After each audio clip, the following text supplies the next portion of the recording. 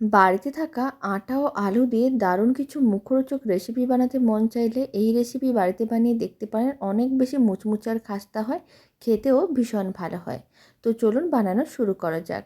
প্রথমে একটা mixing bowl নিতে হবে, তার মধ্যে 1 কাপ আটা নিতে হবে, হাফ কাপ সুজি, অল্প একটু দিতে হবে কালো জিরে, অল্প একটু কুচানো ধনেপাতা, আর দিতে হবে লবণ, অল্প একটু চিনি, আর 2 চামচের মতন সাদা তেল দিয়ে সমস্ত শুকনো উপকরণ একসঙ্গে ভালো করে মিশিয়ে নিতে হবে।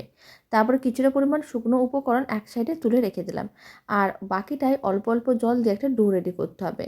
অল্প যে শুকনো মিশ্রণ আলাদা করে রেখেছিলাম, বেশ কিছুটা পরিমাণ জল দিয়ে একটা পাতলা ব্যাটার রেডি করতে হবে। এদিকে আমি 2টো সেদ্ধ আলু নিয়েছি, তার মধ্যে স্বাদ অনুযায়ী লবণ দিলাম, আর দিয়ে দিলাম কুচনো পেঁয়াজ, লঙ্কার গুঁড়ো, আর আমি দিয়ে দিলাম ভাজা মশলার গুঁড়ো। এবার সমস্ত কিছু একসঙ্গে ভালো করে মিশিয়ে নিতে হবে। সমস্ত কিছু ভালো করে মেশানো হয়ে গেছে, আলুর পুরটা রেডি করা হয়ে গেছে। এবার যে ডোটা রেডি করে রেখেছিলাম সেখান থেকে লেচি কেটে এরকমই ছোটো ছোটো করে লেচিগুলোকে বেলে নিতে হবে, ঠিক লুচির মতন করে।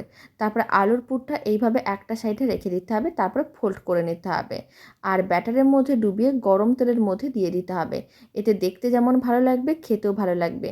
অনেক বেশি মুচমুচে আর খাস্তা হয়, খেতে ভীষণ ভালো হয়।